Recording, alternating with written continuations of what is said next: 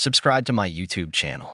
My name is Kirill, and today I want to tell you a story I heard from a friend of mine who spent some time traveling across the United States, interviewing people who had lived through extraordinary experiences.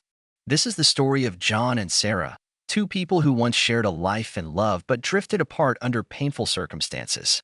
Los Angeles can be a city of dreams, but it can also be a place where ambition overshadows love. After the wedding, John immersed himself in his career at a major financial firm, working long hours to climb the corporate ladder. Sarah continued her work at an up-and-coming fashion house, where she put in equally grueling hours to stay afloat in a competitive industry. They were both so busy that the first couple of years of marriage rushed by in a haze of business trips, late-night dinners, and fleeting weekend getaways. Yet, they still managed to find moments of genuine closeness. They would spend Saturday evenings at a jazz bar in downtown LA or take spontaneous drives up the Pacific Coast Highway. Sometimes, they even talked about having children. Gradually, those conversations turned into an earnest attempt to start a family. They tried for a year, then another, but nothing happened. Doctor's appointments followed. Test after test was run, with no clear answers. Both John and Sarah felt the weight of uncertainty suffocating their once effortless bond. One afternoon, Sarah came home after meeting a fertility specialist. She found John on the living room couch, flipping through TV channels in an attempt to distract himself from his mounting frustration. "John," she said quietly, dropping her purse on the coffee table, "the doctor thinks it might be a hormonal issue on my side, but he's not sure." John muted the television. "What does that mean? Did he give you any solutions?" Sarah sighed, sinking into an armchair. "There are treatments, but they're not guaranteed. It could be months, even years, and we might need more tests." "And money," John added, trying to keep his voice calm. Sarah nodded. "Yes, a lot of money. And there's no certainty in any of it." They sat there in silence, the once lively apartment now feeling cold and stark. Over the next few months, their routine was punctuated by medical appointments and strained conversations. Their hopes rose and fell with each passing test result. At the same time, John's frustration grew at work. He was a rising star but was passed over for a promotion, fueling his resentment about the financial strain of fertility treatments. Time passed, but Sarah did not become pregnant. Each negative pregnancy test seemed to add another layer of distance between them. Gone were the easy days of laughter. In their place were hushed arguments, unsaid accusations, and simmering resentment. On a cool evening in November, Sarah decided to broach the subject of acceptance. Perhaps, she reasoned, they should consider adoption or live a fulfilling life with just the two of them. They could travel, continue building their careers, and create a different sort of happiness. But John's reaction was visceral. "Adoption?" he repeated in disbelief. "Sarah, I want my own child. I want a biological son or daughter. Is that so wrong?" She attempted to remain calm. "No, it's not wrong, but we need to face the reality that this might never happen for us. At least if we adopt, we can still give a child a home." John stood abruptly, his jaw set. "I can't. Maybe I can't accept that." In that moment, Sarah felt an icy fear in her chest. She realized that her husband's need for a biological child was deeper than she had understood, and she wondered what else he might sacrifice, what else he might destroy in order to fulfill it. The distance between John and Sarah became more pronounced. Sarah, feeling isolated, looked for emotional support from her colleagues at the fashion house. John, in turn, began spending more nights with coworkers at after-work bars, venting about how unfair life felt. Eventually, their arguments started to overshadow any remnants of tenderness. One Sunday morning, after another negative pregnancy test, John's frustration boiled over. He hurled the test at the bathroom trash bin. "This is ridiculous," he muttered under his breath, though Sarah heard him clearly from the bedroom. Unable to remain silent any longer, Sarah confronted him in the hallway. "John, I'm tired, too. Don't act like you're the only one suffering. My body is on the line here, my emotions, everything." He glared at her. "But you don't understand. If we can't have kids, my own kids, then what's the point of all this?" Sarah stared at him, stunned by his harsh words. She tried to swallow her anger, but it rose quickly. "What's the point? We're married, John.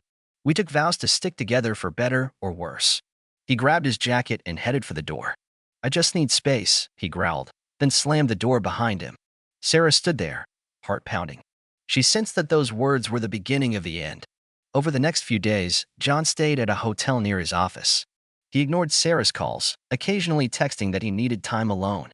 Sarah spent those nights pacing the apartment, recalling the early days of their relationship, John's playful jokes, the way he used to bring her flowers for no reason. She realized how far they had drifted. When John finally returned, it was not to repair the marriage. He walked into the apartment, gathered some clothes and personal belongings, and declared he was moving out for good. "I'm sorry," he mumbled, not meeting Sarah's eyes. "I can't do this anymore. I want. I want a real family.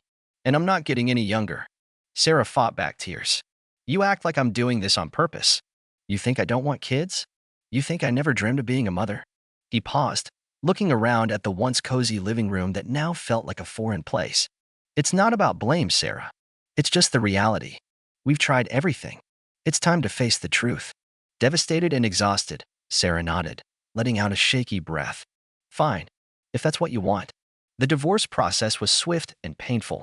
Lawyers exchanged paperwork and emails, but there was little left to fight over. They had no house, only a rented apartment, no shared bank accounts except a small joint savings. In 6 months, their marriage was legally dissolved. On the day Sarah signed the final papers, she stared at her name next to John's, now severing the bond they had once cherished. A tear fell on the signature line, but she willed her hand not to shake.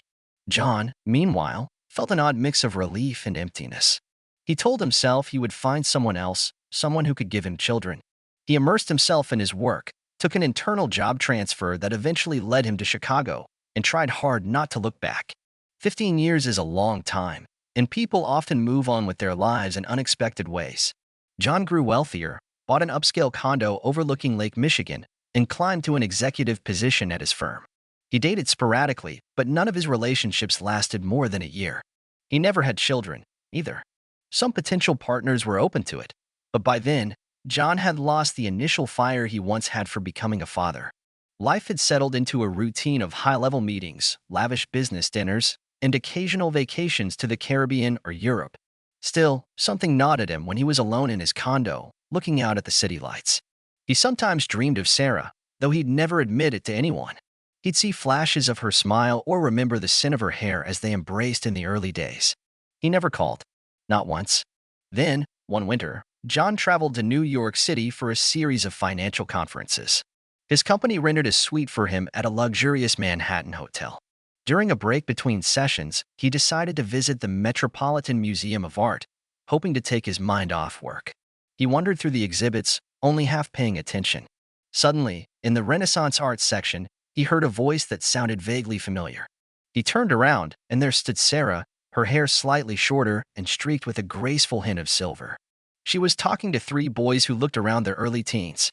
They clustered around her, one leaning in to whisper something that made her laugh. John's heart pounded in his chest.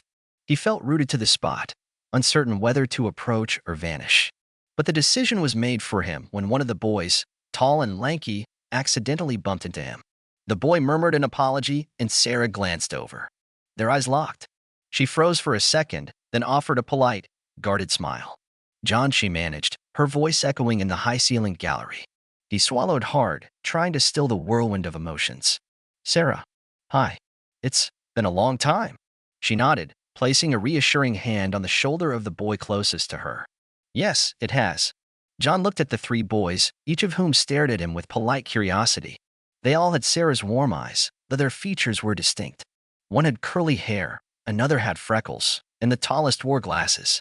Unable to contain his surprise, John said softly, "Are these your sons?" Sarah nodded, her voice gentle but tinged with something that might have been pride or hesitation. "Yes, they are. Mark, David, and Sam." Hearing their names, the boys each said hello to John, who awkwardly introduced himself. "I'm an old friend of your mom's," he explained. One of the younger ones, David, gave Sarah a playful look. "We didn't know you lived in New York. Mom has never mentioned." Sarah quickly intervened. "He doesn't live here, honey. John's from Los Angeles, or maybe Chicago now."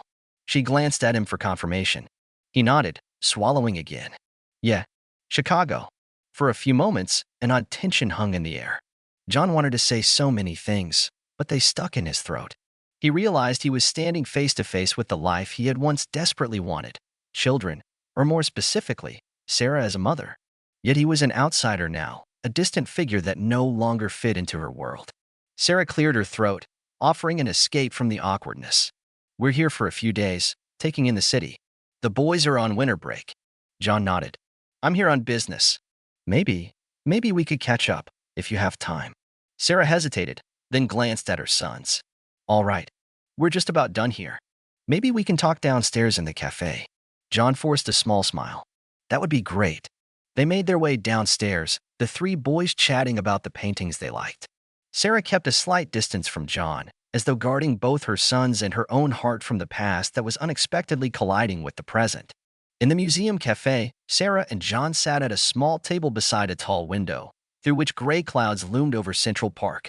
The boys, evidently uninterested in adult conversation, asked for permission to explore the gift shop across the hall.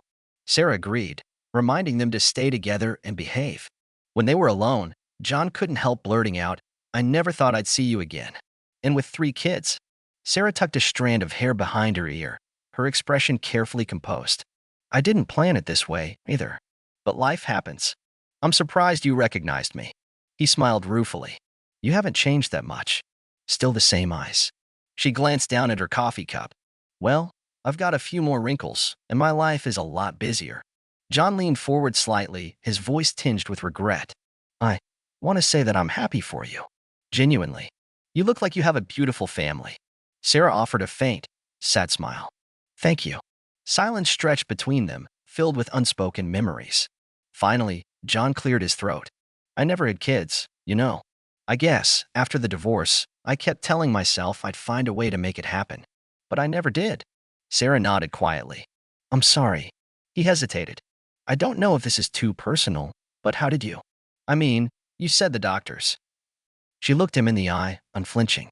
It happened a few years after we parted. I went to a new specialist, and it turned out that I had a condition that could be managed with a different treatment approach. It was a long journey, but it worked out in the end. I'm married now, John. Michael has been a wonderful partner, and he helped me through all of it. A sharp sting of jealousy and regret cut through him. He had come face to face with the life he'd once envisioned. Yet, now, it wasn't his. I see. Congratulations, he said softly. She took a breath. I don't want to be rude, John, but what are you hoping to find here? He stared out the window at the dull winter light. I'm not sure. Closure, maybe. Or a chance to apologize for the way I treated you back then. Sarah's eyes glistened with a mix of tenderness and old pain. We were both hurt. I can't pretend I was a saint, but you left me at my lowest point. It was cruel, whether you meant it or not. His voice cracked. I know, and I'm sorry. I wish I could turn back time. She shook her head. We can't. You made your choice, and it led both of us to different paths. Just then, the 3 boys returned, cheerful and oblivious to the tense undercurrent. They showed Sarah the souvenirs they wanted, postcards, small figurines of historical knights, and a few magnets. Sarah smiled approvingly, then gathered her things. We should get going, she said, turning to John. It was good to see you, but we have plans. John stood as well, his heart pounding. Will you be in the city for a while? Maybe we could meet for dinner. Sarah cast him a sympathetic gaze. John, I don't think that's a good idea. He managed a nod, forcing a polite smile to the kids, who gave him a wave as they walked off. Watching her leave with 3 sons in tow, John felt the weight of his regret all the more. The short conversation had only amplified the deep ache in his chest, reminding him of everything he had lost. Later that evening, John couldn't concentrate on his business dinner. He left early, wandering the icy streets of Manhattan until he found himself standing outside Sarah's hotel. He had seen the name on the gift shop bag one of her sons was holding. Without thinking, he walked into the lobby, half hoping for another chance encounter. But after a tense half-hour loitering by the lounge area, he realized how absurd it was. He forced himself back to his own hotel, but sleep was impossible. In a moment of weakness, he called an old friend from Los Angeles, Nick, who still kept vague tabs on Sarah through mutual acquaintances. John? It's nearly midnight. What's going on? Nick answered groggily. I saw Sarah. She has 3 boys, John confessed in a rush. A beat of silence. Then Nick sighed. I heard she'd remarried. I also heard she had kids. John's voice shook. How could it all have gone so wrong, Nick? I loved her, but I pushed her away because I couldn't handle a possibility. Nick's tone was gentle. We all make choices, John, and we live with them. In that moment, John realized that although he still held on to some hope of winning Sarah back, the reality was that she had moved on, built a new life, and become a mother, everything he had walked away from. Back in Chicago, John found his thoughts consumed by the chance reunion in New York. Days turned into weeks, and he struggled through his responsibilities with a heaviness in his chest. His outward life seemed enviable: a high-rise condo, a corner office, a salary that allowed for almost any luxury. But at night, he found himself staring at old photographs he had kept in a dusty box, pictures of him and Sarah from their early days in Los Angeles. He tried to bury himself in work, even accepting overseas assignments that would keep him busy for months. But the memory of Sarah's face, how her eyes had reflected hurt and acceptance all at once, refused to leave him. Eventually, the guilt and emptiness overwhelmed him. During a business trip to upstate New York, John decided to take a weekend off. He rented a car and drove aimlessly through rural roads until he ended up near a small monastery overlooking the Hudson River. Something about its simplicity called to him. The sign read, St. Anthony's Monastery. Curious and desperate for a reprieve from his own mind, he parked his car and approached the modest stone buildings.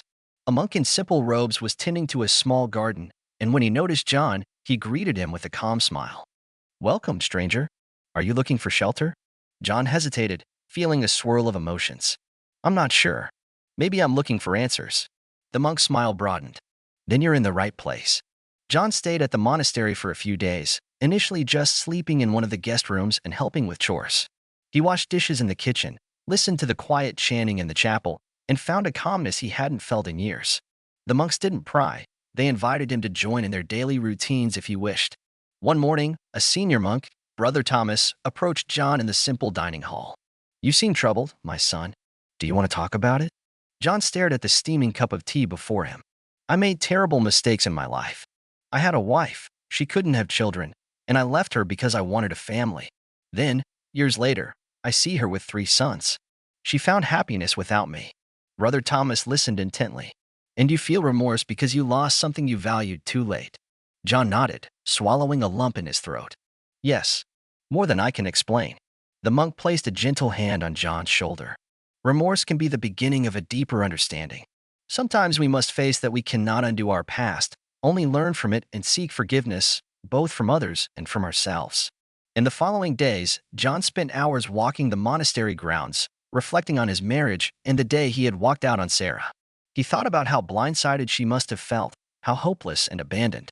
He recognized that his obsession with having a biological child had blinded him to the person he had promised to love unconditionally. As the days turned into weeks, John felt a profound shift in his heart. He wrote letters, ones he never intended to send, to Sarah, to her sons, and even to the man she had married, Michael. In those letters, he poured out his regrets and his sorrow. For the first time in years, he felt his burden lighten.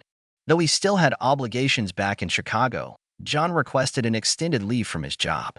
His colleagues were surprised, but he invoked the months of unused vacation time he had accumulated over the years. In the monastery's quiet halls and tranquil gardens, John discovered a sense of purpose and penance that he hadn't found anywhere else. Word spread among the monks that John was considering a longer stay. A few of them gathered around him one day in the orchard, where he was helping pick apples. One younger monk asked, "Are you thinking of joining us?" John set an apple gently into a basket, pondering the question. "I don't know. I'm still searching." Brother Thomas, who stood nearby, offered a kind nod. "Sometimes, the search is the answer. If your heart calls you to live a life of reflection and service, we welcome you." Late that night, John walked alone beneath the moonlight, the distant hum of the river in his ears. He glanced at the letter he'd been carrying in his jacket pocket, a letter he had written to Sarah, apologizing sincerely, wishing her and her family well, and hoping for her forgiveness someday, even if silently granted. A tear escaped down his cheek as he whispered to the night, "I'm sorry, Sarah." The next morning, he spoke to Brother Thomas. "I think I'd like to stay for a while." And so he did. Whether he would remain there the rest of his life or simply find a temporary refuge to heal his soul was unclear. Yet, in those cloistered halls, John found a measure of peace. In the mornings, he rose with the monks to greet the sunrise in humble prayer, dedicating each new day to self-reflection and atonement for the choices that once cost him everything he held dear. His final realization was that while he could never regain what he had lost, he could reshape his future through humility, honesty, and compassion. Perhaps, one day, he would reach out to Sarah again. But for now, he chose to remain in the stillness, allowing sorrow to become a bridge to understanding and, eventually, grace.